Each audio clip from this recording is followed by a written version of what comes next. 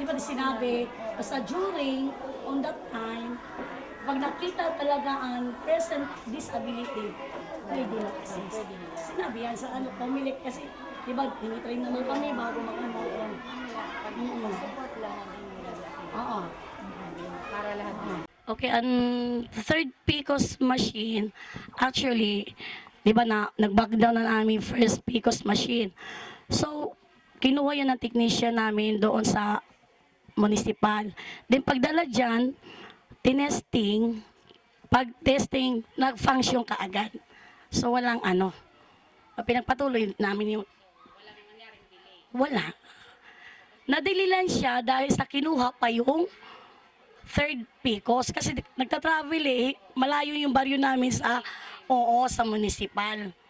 Yun lang ang na-delay. Pero sa loob ng aming present, pag-testing, nag-function sa agad. Oo, smooth.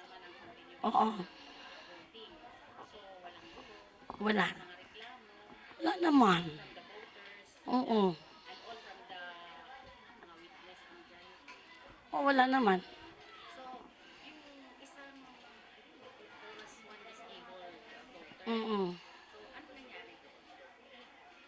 Ano lang yun kasi may nagreklamo na isa sa watcher doon na bakit daw pina-assess na kasi noong election hindi siya disabled. Ang nangyari po niyan, before the election comes, na ano siya, parang na-confine siya muna sa hospital dahil sa high blood siya, tapos yung vision na nagkaroon ng komplikasyon. On that time din, sa pagboto niya, talagang nagreklamo po siya na sinabi niya na talaga hindi ko daw nakikita. Parang white ang nakikita niya lahat. So, our chairman, nagkaano kami, kaming tatlo, yung BEI ba?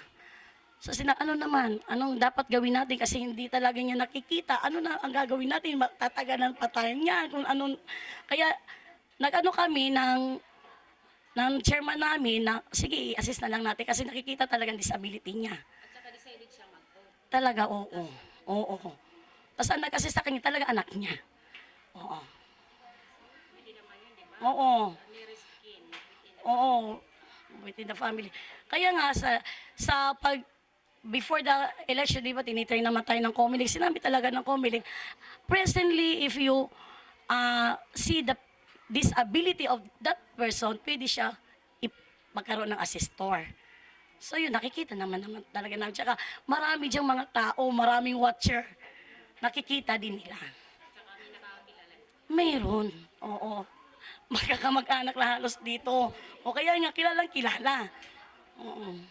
So sa kapangkalahatan election sa present mo, ano ang magiging comment mo during that time ng assessment mo?